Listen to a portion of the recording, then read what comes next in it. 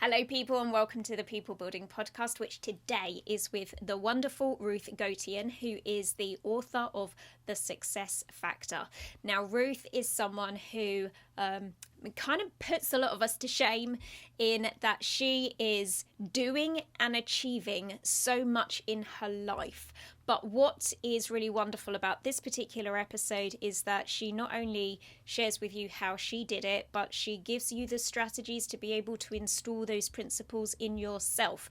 Her book, The Success Factor, came out in January, so I'm a little late presenting this podcast to you. I'm going to include a link to her book in the description down below, and I would strongly encourage you to get yourself a copy of it. You're going to get a lot from this show today, because not only does Ruth share her story and how she came to be doing what she does now, but she studied success. She studied successful people in multiple fields and found that there were 4 key ingredients, 4 factors that they all shared, and that is what her research was all about when she was doing her doctorate, and that is where her book was born. So what else do I want to tell you about her?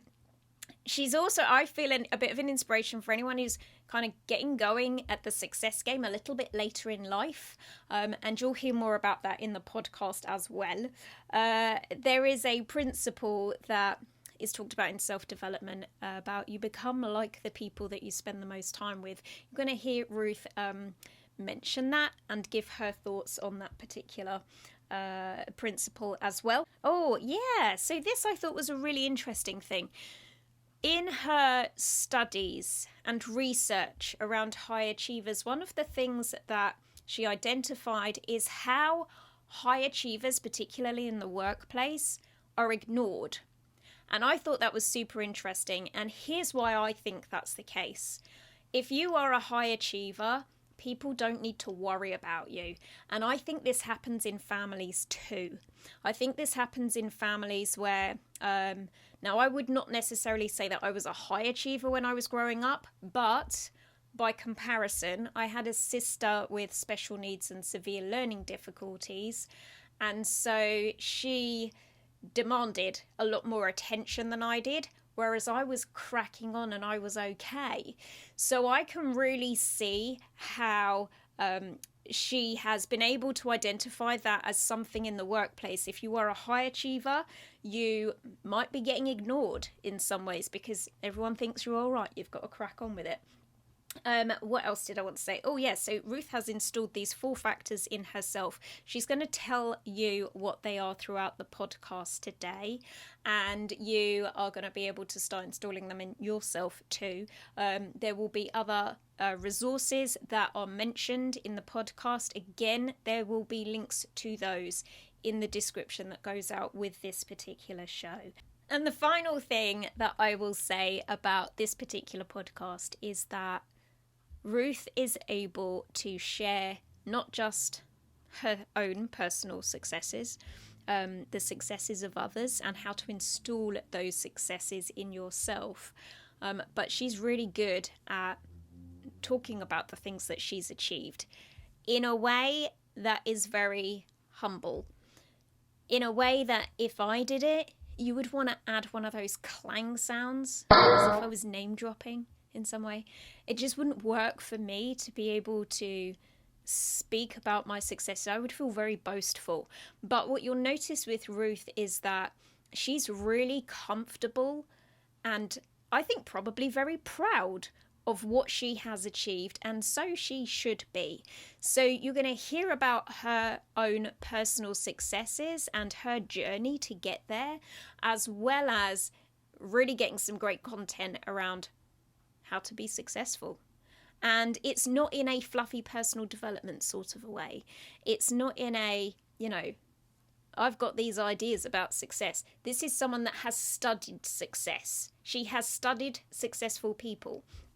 And she has found what the key common traits are in these people. And that's what she's going to be sharing with you in this podcast today. So I hope you love this one because there's some really great content in there. Personally, I would say this is one that you want to listen to more than once, because you will probably, there's so much you might miss bits, so you'll probably need to go back and listen to it again.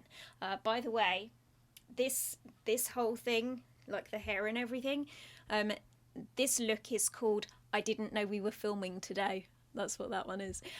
Enjoy the show with Ruth. Make sure that you leave your comments throughout in the comments box or wherever you're listening.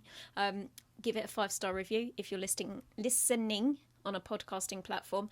And make sure you tell a friend about the show, because there are some other very cool episodes coming up over the next couple of months. I'm very excited to be sharing them with you. If you haven't listened to the previous shows, make sure you go back and have a listen. Again, refer them on to a friend. Last show was Abandoned and Adopted with Stuart Faulkner. The show before that was My Childhood Abuse with Ashley Braxton. So both very solid, very good, content-rich shows that you must go listen to. But for now, I am going to hand you back to Gemma in the Past and my interview with the wonderful, very successful Ruth Gotian.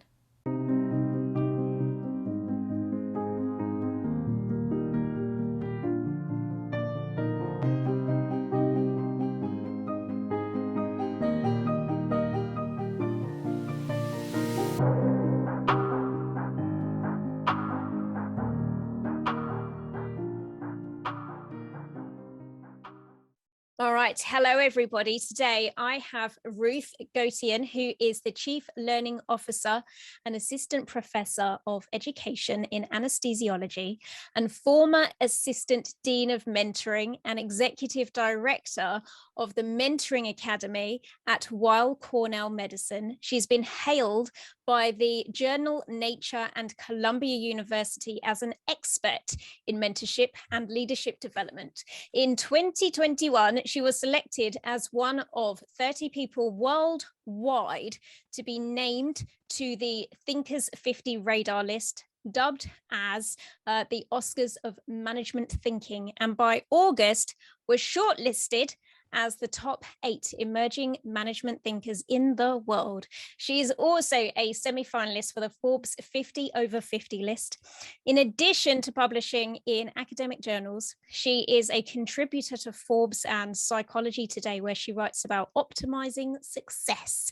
Her research is about the mindset and skill of peak performers, including Nobel laureates, astronauts, and Olympic champions. Her forthcoming book, The Success Factor, will be out in January 2022 and is now available for pre-sale. Ruth, oh my goodness. Hello. Girls. Hello. Hello to you. Wow, that is some CV that you are knocking about there. I try. Yeah, I see that you're a trier. I think you're doing well with that. It's working out well for you, Ruth. Well, when you love what you do, you just keep going at it. Yeah, that's amazing.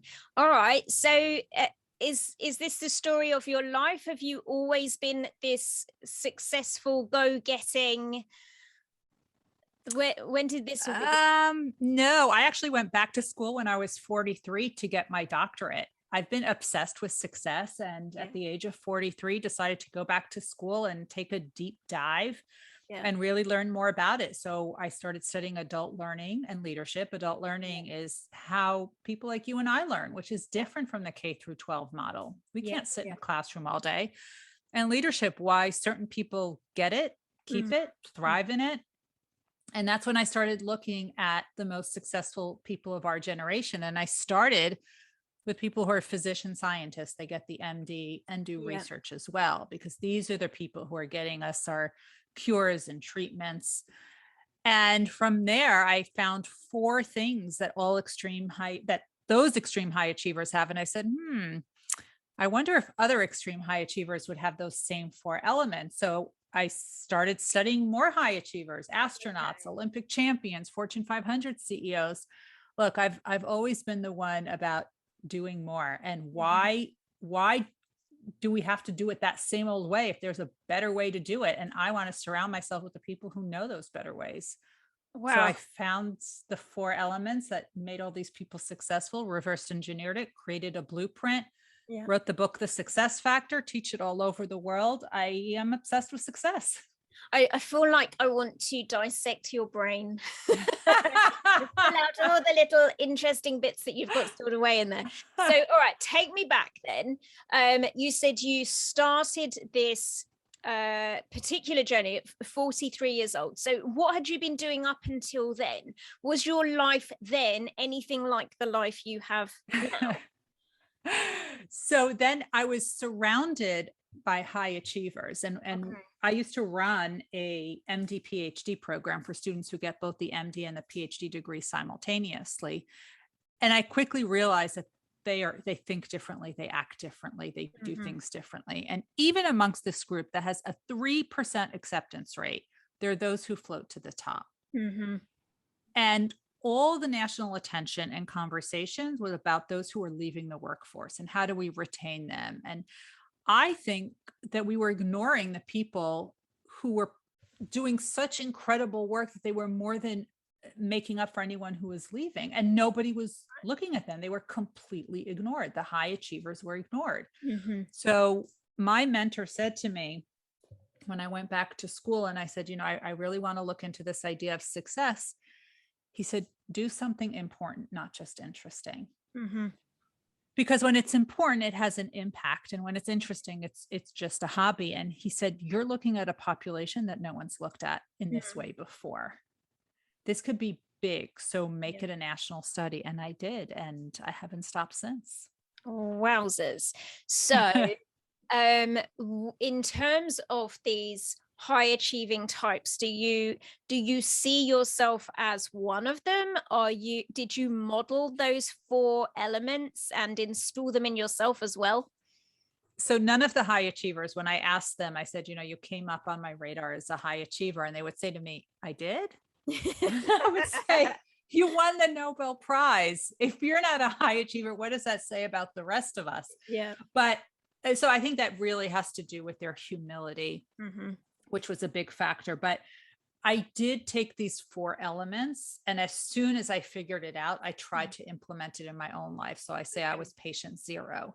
Yeah. And I saw the huge return on investment, enormous. Yeah. And once I saw it in myself, I was just talking about it to everyone I could. Mm-hmm. And that's when people said, you need to reach more people about this, because every organization wants this. Every person wants this. I mean, who wakes up in the morning saying, I want to be average? Nobody. Yeah. And that's why I wrote the book, The Success Factor. Oh, wow. Okay. So without diving yet, but we're going to get there into what these 4 elements are, I'm curious to know, are there some people who are just lucky, like who maybe have a lucky gene, or, like they just lucked out with the intelligence? Is that a thing? Luck is when preparation and opportunity meet. You could have a lot of talent, Yeah. but if you don't do anything with it, it's wasted talent. So you need to have the talent, but that talent is not enough, and the hard work is not enough. You also need to absolutely love it, because most of these high achievers, they were good at many things, but they only loved, like truly, truly loved one thing, and they went all in on that. Yeah. And I think that's what made them stand out. Okay. All right. Would you say that you've mentioned it there, for these high achievers, is there a great deal of hard work involved? Oh my God, so much hard work, but it's balanced hard work. Yeah. Because what happens when you love something so much, you would do it for free if you could. Yeah. You're going to outwork everybody. Mm-hmm. But one of the things that the high achievers understood and they recognized was that there needs to be balance. So a lot of the athletes who I spoke to, the Olympic champions, they said early in their career, they would work themselves to their bone. I mean, hardcore, right? Till there was nothing left. As they got older, they realized that the rest days were as critical as the workout days. Okay. And they learned how to balance the hard work with hard rest. Yeah. And nutrition and proper mindset and good sleep patterns and all of that great stuff. So it's about balanced hard work. Okay. So for you, going into a PhD at age 43 doesn't sound like it was a simple, easy, straightforward decision that you made there. How did you get there? Let's rewind a little bit. Especially since I did it while working full time and raising my family and having elder care for my parents. That's a lot. That's a lot. That's a lot. I knew I wanted to get a doctorate since I was 21 years old. And I just sort of put it on the back burner because life happened and, everything that goes with it. But at some point it was just gnawing at me, and there were questions that kept coming up, and I knew the answer, but I didn't know why that answer was correct. I just knew it was the right answer. And I felt a piece was missing. And the way I explain it is, imagine you go to your doctor, you're not feeling well, and the doctor prescribes the medicine. They know what medicine to prescribe for whatever your diagnosis is, but they don't know how that medicine works. That's what I felt like. And I needed to know. And that's why I did it. But what happens when you go back to school later in life, unlike my first 2 degrees, it was what it was expected of me. This was for me. Yeah. I really wanted to do this, which means I studied more efficiently and deeper than I ever studied before. If there were references, I would then go to the references and start reverse engineering it till I could read more and more and more about it. I was very efficient with my studying. So I would wake up in the morning before everyone else did and start studying. Yep. I would read in the evening.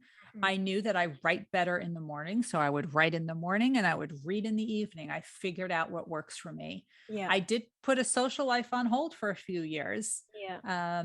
And also I'm an avid book reader. I read 70 to 100 books a year. But while I was getting my doctorate, the only books I read were the books related to my schoolwork. So TV was on hold, movies were on hold, pleasure reading was on hold. I was so focused. I was laser focused, and it worked. What held that laser focus for you? Because I, possibly like a lot of other people that might be listening, I can set an intention like that, and I can hold that focus for a period, but then it wobbles. Yeah, and absolutely. The wobble might come along because life happens and it's like, nah, your plan's going to go out the window today. That's just not the way it's going to work out for you. And then I find it difficult to reset again. How did you maintain that focus for, how long did this doctorate take you to do? 4 years, 3 years, 4 years? I was actually pretty fast. It usually takes 5 to 7 and I did it in 3.5. Wowzers. Yeah, it's because I was taking classes while also doing the research simultaneously, and I was very efficient. I think the way I kept my motivation, in fact, I know it is I looked at, and I realized that this was for me. I was intrinsically motivated to do it, which meant the fire was coming from within. Yeah. It was not for an external validation. It was not for a promotion, an award, a diploma, or anything like that. It was not for other people judging me. It was me doing it for myself. Yeah. I got to pick the school. I got the school I applied to. I got to pick the school I matriculated in. I got to pick the courses I was taking. I got to pick my advisor. I was in control of this. And I was super focused. Now, obviously, I had an enormous support system. Yeah. And I wanted this so badly, so badly. It wasn't a question of if I was going to get it. It was the question of how am I going to do this efficiently? Yeah. There are, to this day, pens and highlighters in my bags from those days, because anytime I was sitting and waiting for anything, I would whip out an article I have to read. Yeah. Anytime. It could be online at the supermarket. It could be watching my kids at one of their sporting events, their practice or whatever. There was always something for me to read. Car rides. I was always at it. And that's how I did. And I loved it. Remember, I loved it. And that And was it helps. because you loved the subject area that you were studying, or was it the love for what you were going to get from it afterwards, or both?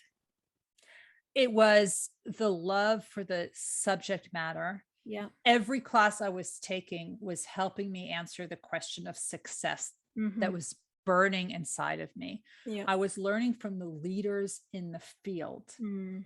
So anything they said, I just absorbed it like a sponge. Anything they suggested I would read and ask for more because I loved it. I truly, truly loved it. Mm. And I think that's what really helped is when you find what you're so passionate about, it's you're willing to put the work in and you're Mm. willing to do a great job Yeah. because it is your name, it is your reputation.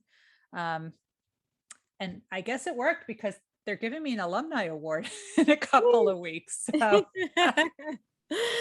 Another one. which is a big deal. It's fun because 20,000 people were eligible and two are getting it. So Yeah, and that's that amazing. place is really my happy place that Yeah. I went to Teachers College, Columbia University, and Mhm. you're surrounded by leaders in their field. So it's a great feeling. Definitely Yeah. keeps your motivation.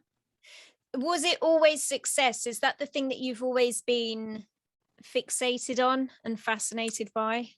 It's always been success and mentoring. Those are the Okay. two roles. And mentoring has a lot to do with success. So Mhm. I actually whipped out my admission essay that I used to apply. And I saw that I wrote, oh, I think I'm going to study mentorship. And I Okay. did for parts of it because Yeah. all extreme high achievers have a team of mentors. Yeah. But it really led me down the road to success.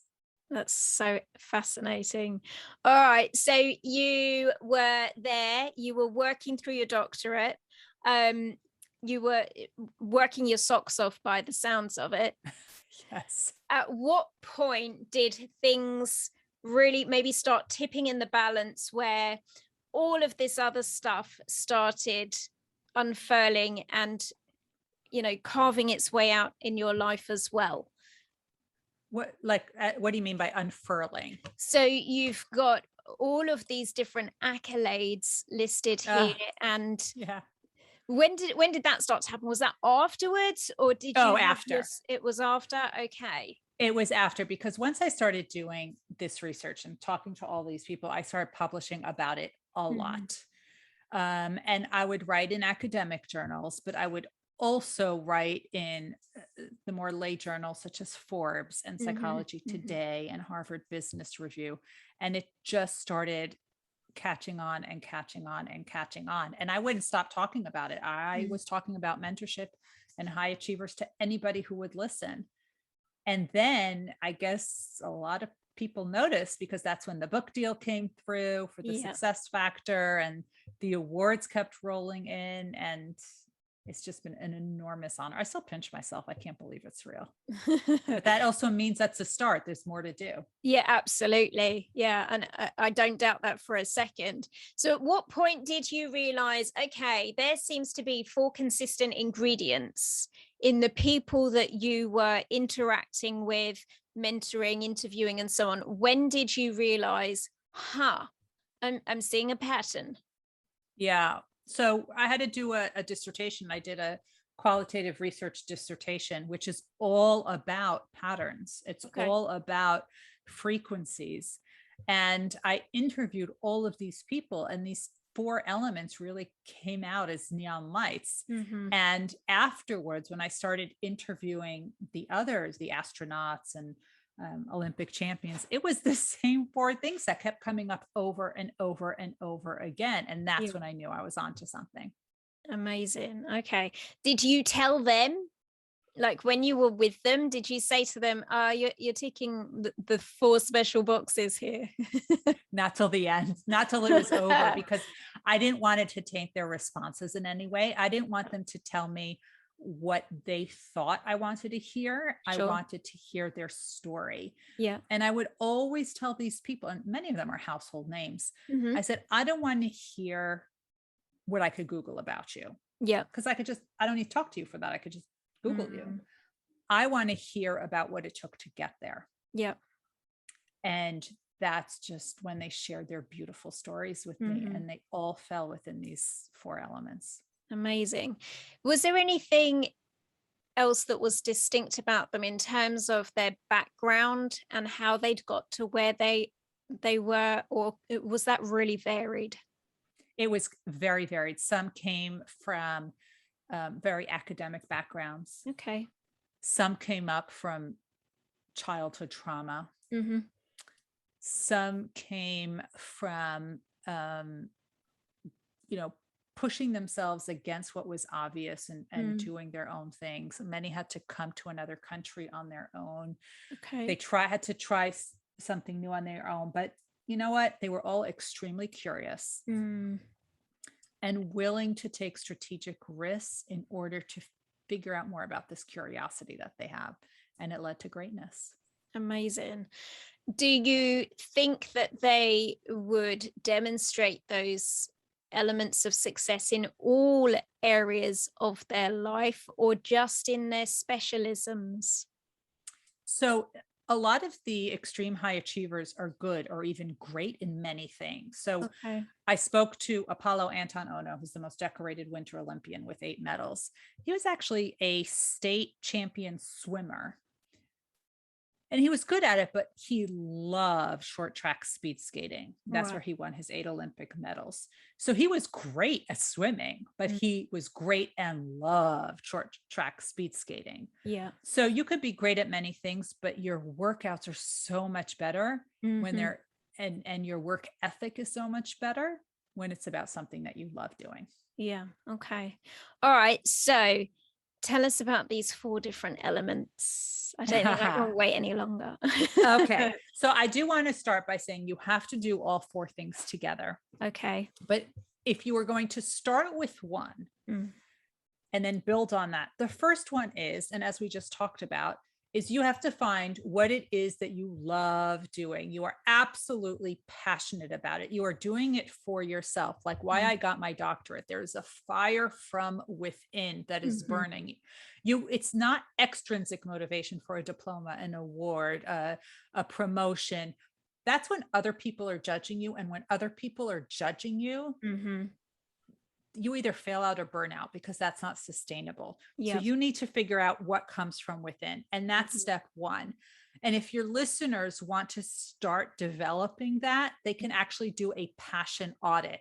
And there's a worksheet on my website if they want to take a look at that, which is ruthgotian.com/passion audit. And they could just download that. So that's number 1. Is your passion. Number 2, when you find what you love doing, you're going to outwork everyone. You're going to outwork and outplay everyone in terms of your perseverance, your resilience, your grit, your tenacity, all those words that we like to use. Yeah. You're going to look at challenges very differently. You're going to look at them. You don't never question if you will overcome the challenge. You know that you will. So instead, you look at, how am I going to overcome the challenge? What is the strategy I haven't thought of yet? Completely different mindset. Now, the third element is you need to have a strong foundation, which is constantly being reinforced. Whatever you did early in your career, you're going to do later in your career. I don't know of a single Nobel Prize winner that stopped doing science just because they won the Nobel Prize. Ask any Olympian, the same workout drills that they do to prepare for the Olympics are the same that you would see in any 7th grade gym. Same exact things. Constantly do that. And that's if you're doing legal, if you're doing sports, if you're doing science, whatever it is, it's the same. Strong foundation, constantly being reinforced. And the last one, the 4th one, we're adults. We cannot sit in classrooms all day long. But what really differentiates these high achievers is that they are open to new knowledge. They always say, I don't have all the answers. I don't know all the answers, but maybe there's a way that I can learn some new things in dribs and drabs. So you can read books. I told you I like to read 70 to 100 books a year. That works for me, may not work for other people. You can read articles. I guess I write for Forbes, and a ton of people read those articles. That's how they consume new information. You can read blogs. You can watch YouTube videos. You can listen to podcasts such as this one. Hopefully, I'm sharing some great stuff here. You can also talk to people. And one of the things that the extreme high achievers all had is not just one mentor, but a team of mentors all around them who supported them. Now, if you ever watch the Olympics, you will see as soon as the Olympian finishes their race, their meet, whatever it is they're doing, they take their victory lap, they talk to the reporters, and then they run to their coach. Why? Because they're always looking at ways to get better. What worked? What can I do better? They surround themselves with these people. And that's why I tell people, if the Olympians have it and all these extreme high achievers have them, why do you think you're better than they are? You need to have this support team as well. So it's that intrinsic motivation, the perseverance, the strong foundation, and continuous learning through informal means. Those are the 4. All right. So getting started then with that motivation, I know a lot of people who like want something, but they don't want something. Do you know what I mean? It's like, yes, I do. yeah, you know, how do people transition from like, yeah, you know, I want that to like, no, like I'm hungry for it. Like I need that. What's the difference? That's why I tell people to go through the passion audit. What would you do for free if you could? Okay. Yeah. And I tell people the astronauts are a perfect example. They're government workers. They're not making so much money. Yeah. But they can't not go to space. They have to. They have to because they love it so much. What is it that you would do for free if you could? As an example, when you procrastinate, what is it that you're doing when you procrastinate? Where do you volunteer your time on the weekends? That gives you a little inkling into what it is that you would do for free if you could, because you're already doing it for free. Yeah. Yeah, definitely. I guess it's so easy for us to like waste time, maybe not waste time, that's maybe a bit unfair, but lose time. Yeah. You know, it's so easy to lose time doing mediocre, meaningless, scrolling through Facebook type things. Yeah. When actually, if you were really hungry for something, that stuff, you wouldn't even care about doing it because you would be so determined and in need of what it is you want to achieve. And in fact, that's why I talk to people about really milking the most out of every minute of your day and how to do that effectively. So I am a morning person. Yeah. Which means I do all of my deep thinking, deep writing in the morning. My Zoom meetings, my responding to emails are all in the afternoon. Yeah. Not in between meetings. It's all in the afternoon because that's a more passive task. Yeah. So I try as best I can to control my calendar in that way to the best of my ability. It's made an enormous difference on my productivity. And that's why you can't just copy habits. You can't copy other high achievers' habits because if I'm a morning person and if I'm a high achiever for the sake of argument, and you're a night owl, if you went to sleep at 3, you're not going to wake up like me at 5:30. You won't be able to function. Yeah. So you have to adjust this so that it fits in your life. And when I wrote the Success Factor, one of the things I did, and I really tapped into my adult learning training, adults like options. And it was very important for me that when I talk to you about intrinsic motivation or perseverance or strong foundations or continuous informal learning, I give you options how you can implement and maintain each one because it might work for you today. But when you have some sort of transition in your life, a new job, a move, a new partner, another child, taking care of your parent, whatever it is, it's going to be more difficult to maintain the old way of doing things. You're going to need to try something new. Yeah. So that's why that the book gives you a lot of options. And that's why I tell people you're going to be able to keep this on your nightstand. And when one thing needs some reinforcement and you need a new option, you just open to that chapter. And that's why the whole 3rd section of the Success Factor gives you a buffet of options of how to implement these techniques. How important is that flexibility and that people have a flexible attitude? It's so critical because you need to know what works for you and what doesn't work for you. But you have to give it time. You can't quit before you fully tried it out. Yeah. because, it's like those workouts are terrible at the beginning, but then they Yeah. feel great. So you have to give it time to actually work its magic. Mm-hmm. So this is an interesting thing, because there's a training that I deliver when I'm working with parents. We talk about different modalities for discipline and boundary setting, and which one might be the right one for their own unique home environment, and how long should they stick with that before they go, this isn't working, we need to try something else.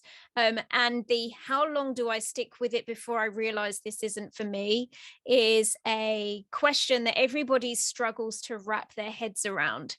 So in the context of what you're talking about there, and people needing different ways of doing things, different options, some flexibility in their attitude, but they still have to apply it for a period of time because it might be uncomfortable to begin with, and then it levels out. Is there a magic period of time where you can say, we've tried it, that didn't work, we do something else now?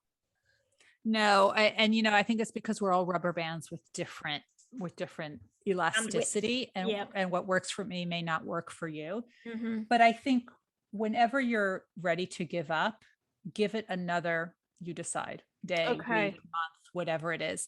But I think giving yourself a timeline is important. And the other thing that you need to do, and I talk about this in the success factor, is really rewarding the small achievements. Now, I'm not saying you buy yourself a new wardrobe every time you've achieved some milestone, but I share this story. When I was writing my dissertation, if you've ever seen a qualitative research dissertation, it's hundreds of pages long. Mm-hmm. And I couldn't wait till each chapter I was done writing it, because there's so many subsections to it. So I had to break it up into small, tiny chunks. And every time I finished a subsection, I would reward myself with a manicure. And I tell people I had the best looking hands of any graduate student because I couldn't do ice cream because I'd, be 500 pounds, but I could do something like that. And then I was like, I'm not getting up yet, because I know if I just write 2-3 more pages, there's a manicure waiting for me at the end of that. And that got me to sit and finish. So that was the carrot that I always had dangling in front of me, and it worked. And I still do it to this day. So for you and for people generally, what works better, a carrot or a stick? I think every person's different. For me, it's a realistic carrot. I also prepare a lot of buffer in my timeline. So I give myself very strict timelines for things. But in that timeline, I have a lot of buffers because I have a full-time job and I have a family and things happen, right? And I don't like to wait till the last day. To me, if you're submitting something on time, it's late. Sure. So I like to give myself a buffer in case something happens, and knowing that's there. If I have a day that something happened, or I just don't have a creative thought in my brain today, that's okay. I gave myself some flexibility, and that's okay, because there'll be some sort of reward at the end when I get there. Okay. Do you, or have you ever used more of a stick than a carrot approach, and how did that work out for you? Not really, not for me. Maybe it worked for others, but I think everyone has their own way. When I am really passionate about something, you don't need the stick. You can either get on board or get out of the way. Those are really the two options. Okay. Right. Remind me, principle number 2, what's the second element? Perseverance. Oh my gosh, one of my favorite words. So tell me, for you, what does perseverance mean? How would you explain perseverance to someone who's never heard the word before? It means you love something and you are not dropping your pen at 5 o'clock. You are going to work until it's done. In a state that you're really happy with your performance. And you can usually tell what happens because you get into what we call a state of flow. It's this super hyper focused on what you're doing. And that's actually when people are at their happiest, when they're in a Yeah. state of flow. And time melts away. And all of a sudden, you're not tired. You're not hungry. You don't need a drink of water. You don't need more caffeine. You don't need to go to the bathroom. You don't need to stretch. You are so laser focused on what you are doing. Yeah. It doesn't happen often, but when it happens, it is magical. Yeah. It is absolutely magical. And that's when you're most productive. That's when you're most efficient. That's when you're happiest. Nice. What happens when, I've been fortunate enough to experience that state of flow that you've mentioned a few times in my life. Sometimes I can persevere, but it comes with pain. It's like painful perseverance. How do we get around that? Well, I think anything worth having is worth working for.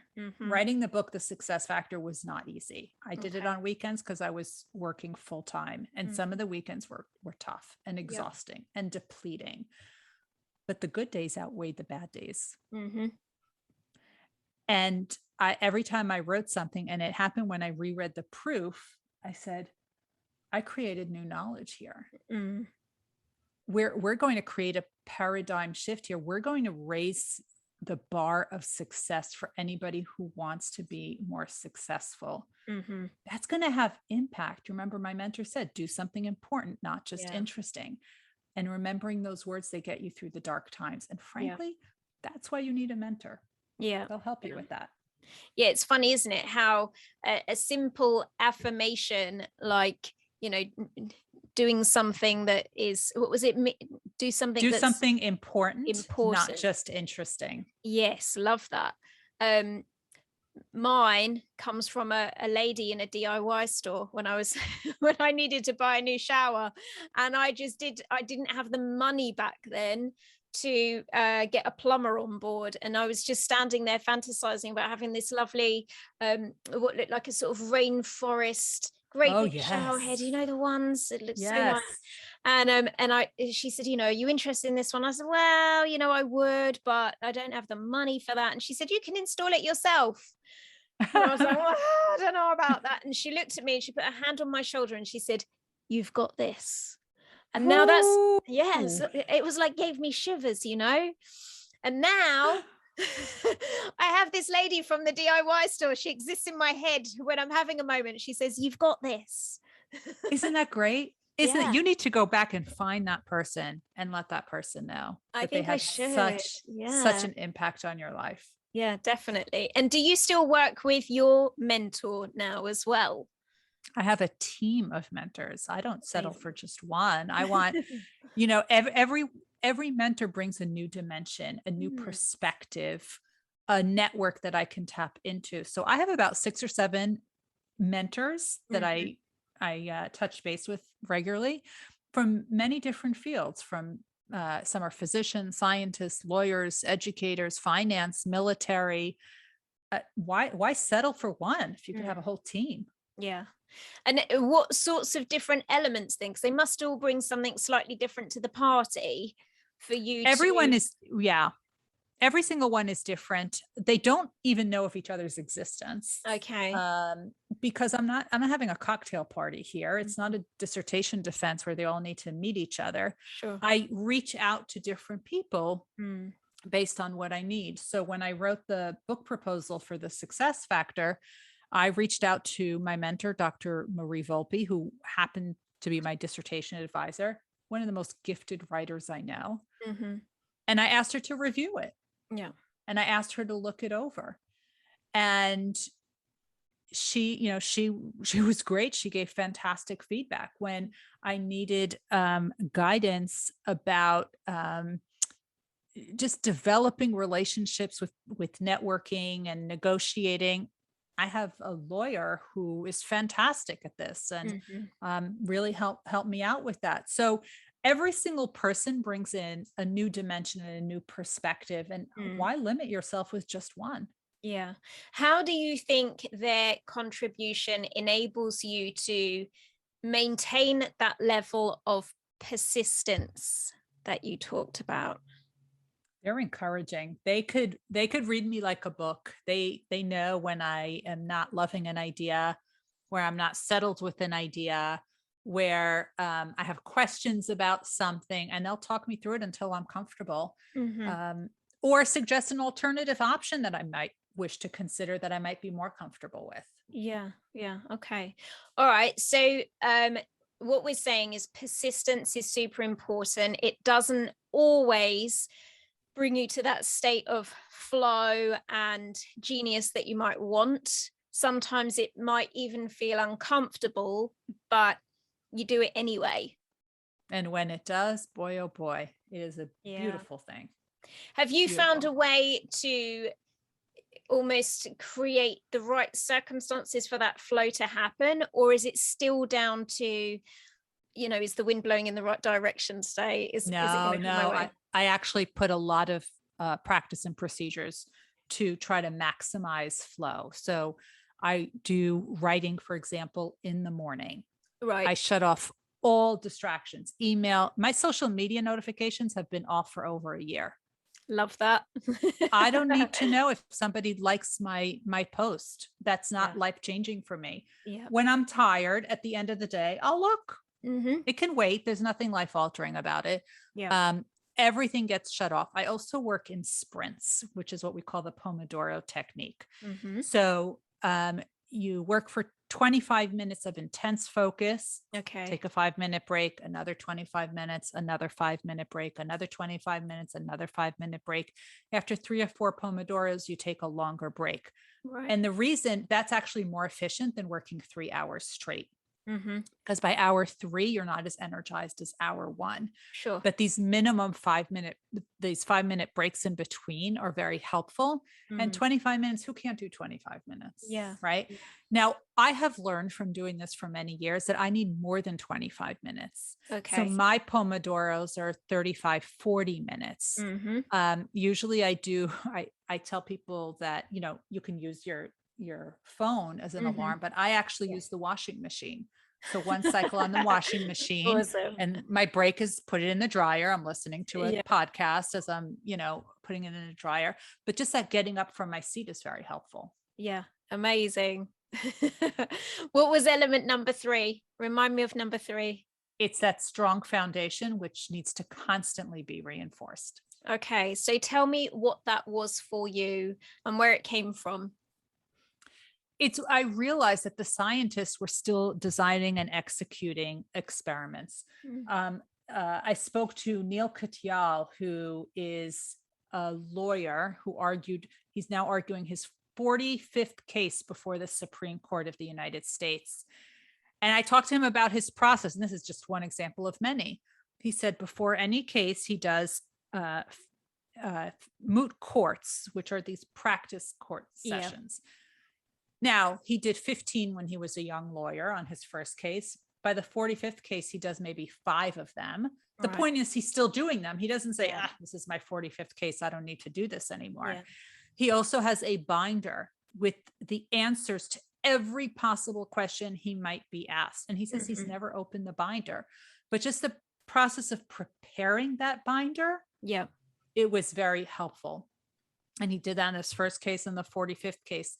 And also the night before the opening arguments, he actually goes into his kids' rooms and talks about the case in the language they could understand. Because if he could simplify it, then he can make sure that others understand it as well. And he understands the actual meat of the problem and gets rid of the fluff. So, and that's the same thing with any of them. The athletes are still doing those same drills, the same exact drills. I spoke to 3-time Olympian and gold medal volleyball player, Ryan Millar. He says the biggest thing in volleyball is ball control. And they do this warm up called pepper, which is how you control the ball. And he said that he did that when he was training for the Olympics. He did that when he was 7 years old in his backyard. Same exact thing. So it's all about strong foundation, which is constantly being reinforced.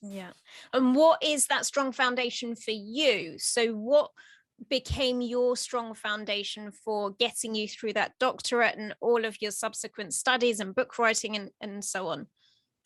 I think what really sustains me is being surrounded by people who are so different than me and smarter than me and more innovative in me. And I just sit there and listen to these conversations and try to make connections between two and seemingly different points. But that's what I'm always listening and always scanning. And that's the part for me. And, I'm a 95% extrovert. So being around people is a good time for me. How important do you think it is for people to be around people that are smarter than them or a few steps ahead in some way? Because I guess for a lot of people, that is not their comfort zone, right? I think it's so critical. If you're the smartest person in the room, do yourself a favor and go find another room. You're not going to learn anything. Yeah. So it's about the stretch, I guess, that brings for you. Yes, it's all about the stretch and learning new things. It's all about that continuous informal learning. Yeah. And if you're the smartest person in the room, what are you going to learn? So you want to really find a way to constantly use your brain and look for patterns that other people aren't seeing yet. Yeah. How do you wiggle your way into new circles and being amongst other people that have extra knowledge? I don't know. Somehow I found a way to do it. I think it's my superpower. I think, it has to do a lot with the work that I do, but I think people they know, like, and trust me. And I've worked really hard to develop that reputation. Yeah. I have a clause of confidentiality, which I take very, very, very seriously. Obviously, because of my research, I hear a lot of things. And when I tell them it will not be written about, it will not be repeated, they know that I'm good for my word.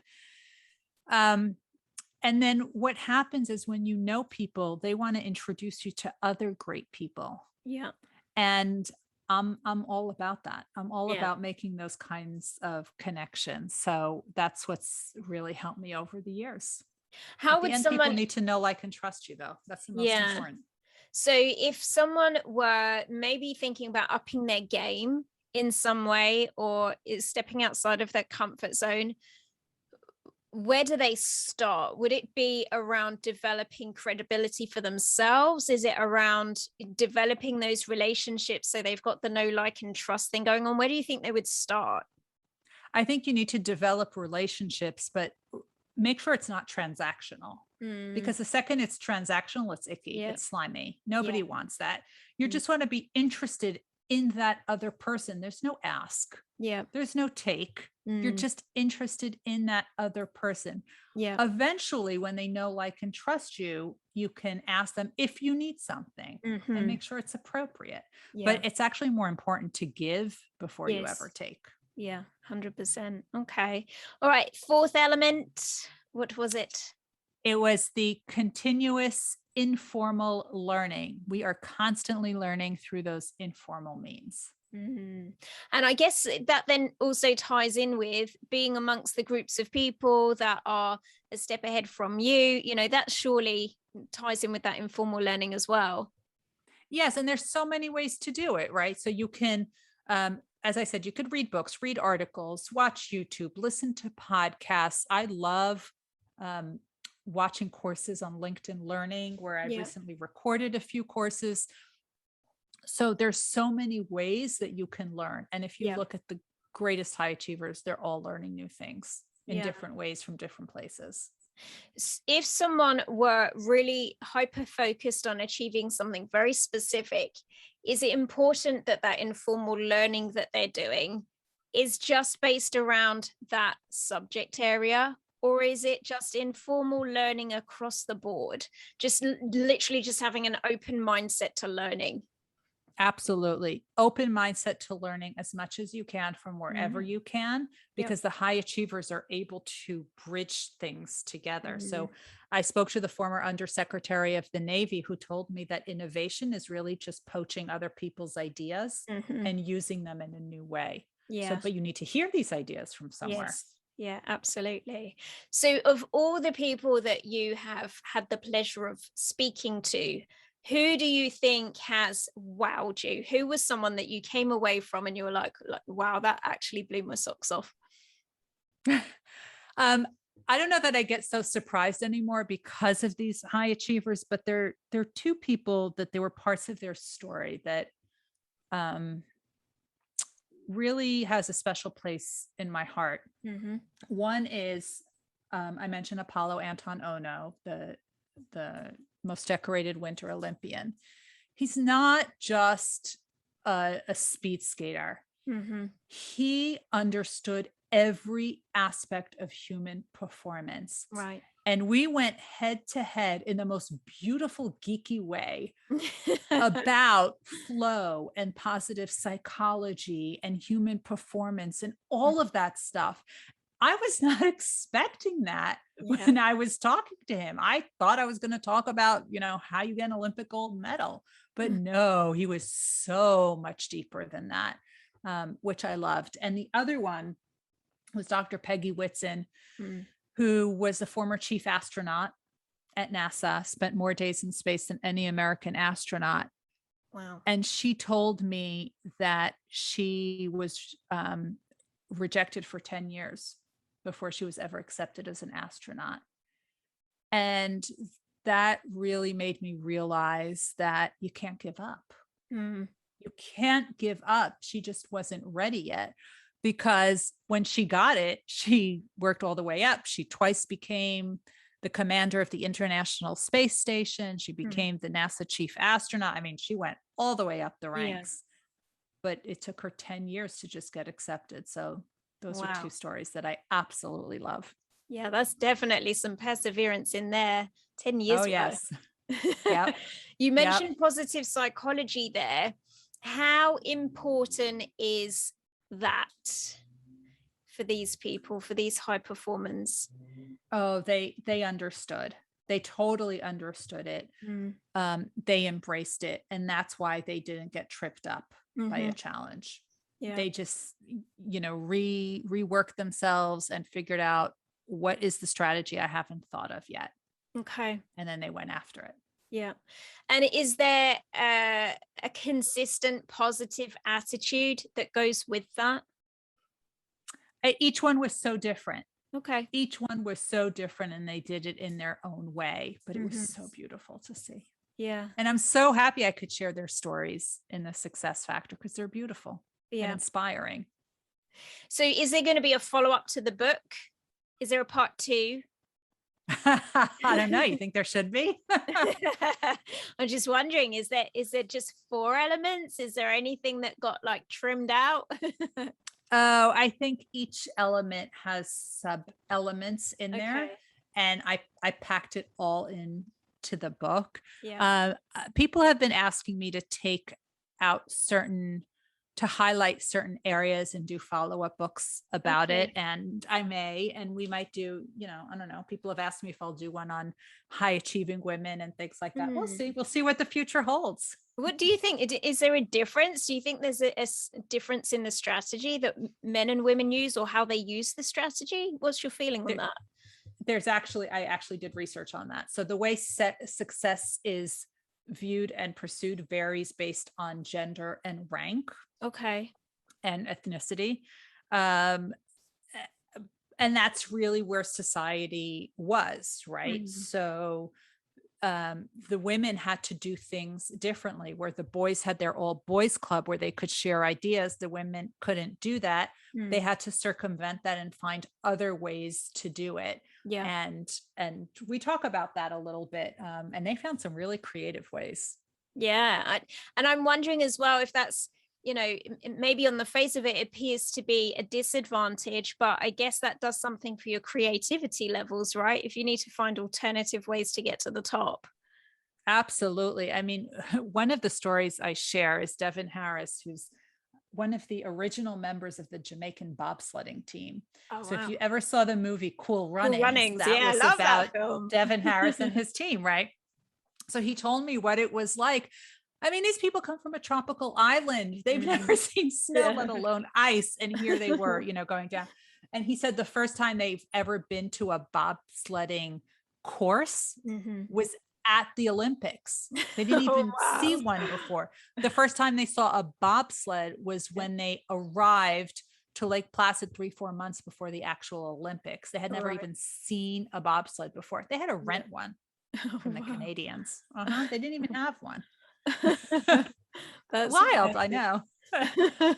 But these are the kinds of stories that are in the success factor, because, how do you wrap your mind around, some of them from the Jamaican bobsledding team, I think 3 of them were officers in the military.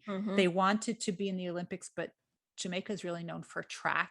Yes. So how do you go from that to a winter sport where Jamaica never competed before? Yeah. So it really tells the whole story of how that happened. Yeah, definitely. Is there a theme, do you think, then, of these super successful people being creative? They're creative in their thoughts. They're creative in their pursuits. The word no is not in their vocabulary. Okay. It's not yet. They transition to not yet. And I think that's what makes a big difference for them. Yeah, that's so interesting. Is there any other sorts of patterns that you identified in their language, or maybe how they spoke to themselves? No, they were all, that did not come up at all. They all did it very, very differently, because remember, they came from very different industries. Yeah. Some were science, some were athletics, but they all had those same 4 elements that we've been talking about, which is how I realized that an astronaut is just like a gold medal Olympic figure skater. Yeah. So if that's the case, that means all of us can do it. All of us can achieve more. Yeah, absolutely. You've got kids, right? How old are your children? Oh, I have 2 in college and 1 applying. So they're okay. All right. So did they utilize these elements of success in their college work and what they're doing? Have you installed this in your parenting in some way? Oh, it's a running joke that dinner in the Gotian household is a career session, whether you want it or not.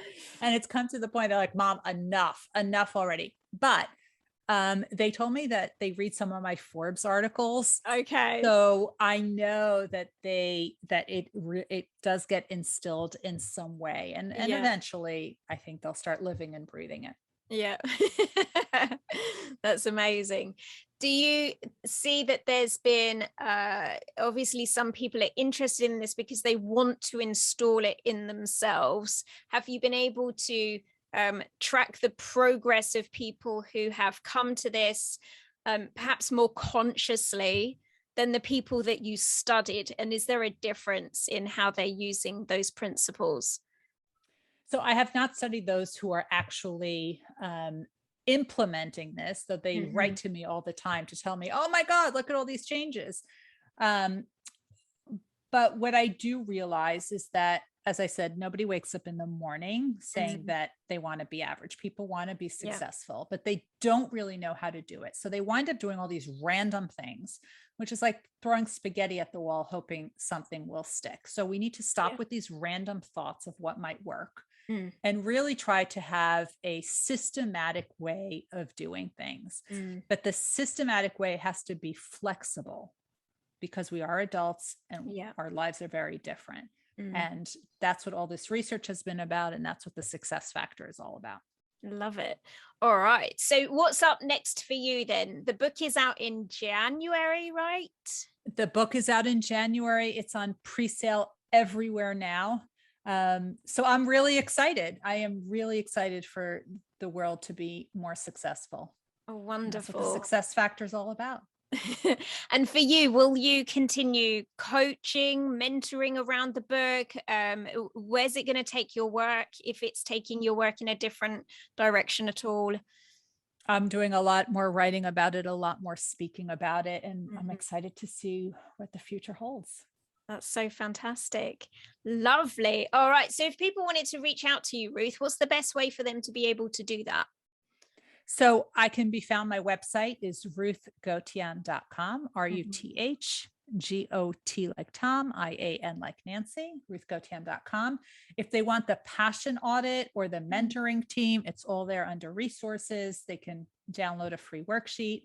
And social media is just my name, Ruth Gotian. And if they want or interested in the book, wherever you love buying books, the book is there, The Success Factor. All right. So it's going to be, people will be able to get that from Amazon and all other good book places. It's already posted there. Awesome. That's amazing. Is it going to be an Audible version? I am waiting to hear back from the publisher. I certainly hope so. I know there's definitely Kindle for sure. Yeah. Talking about all those different mediums in which people keep learning.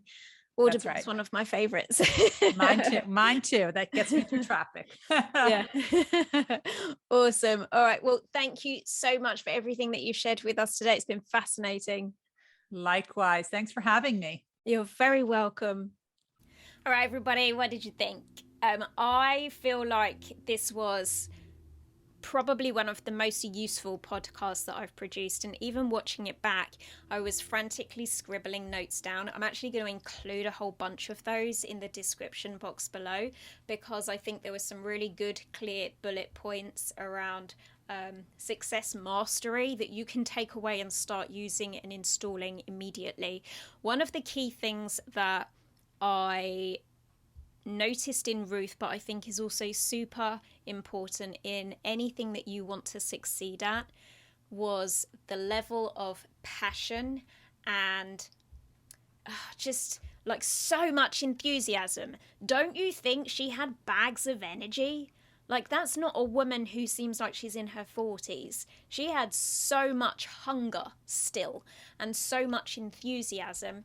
I think that's really key in any development of a successful, whatever it is you're doing, journey, project.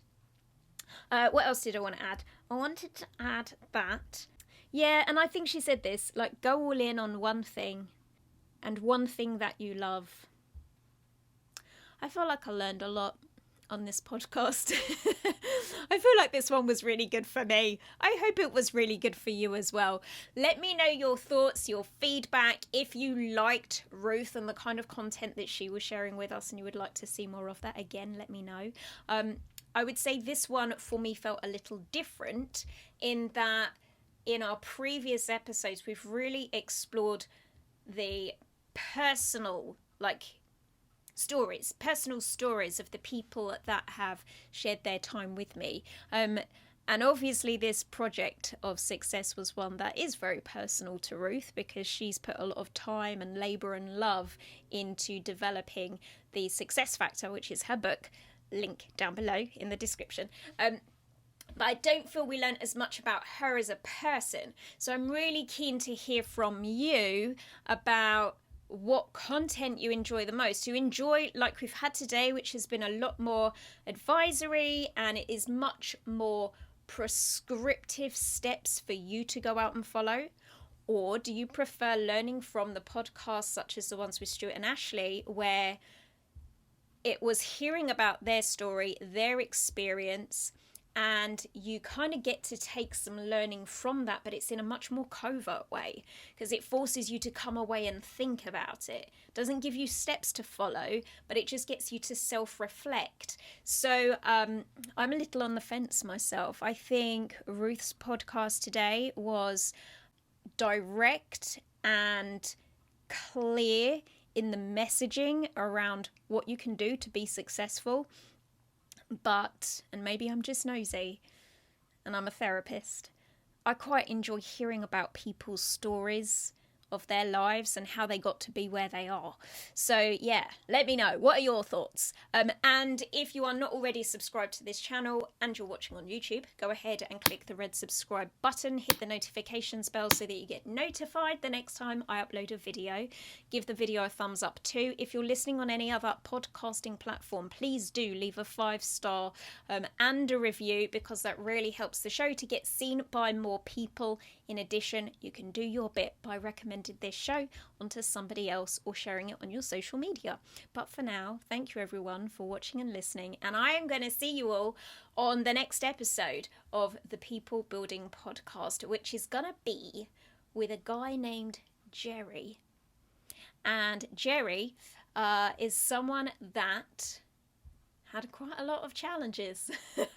Quite a lot of challenges. So it's a little bit more back to story time, that one. I'm looking forward to sharing it with you, probably a bit sooner than you think. I will see you all next time. Bye.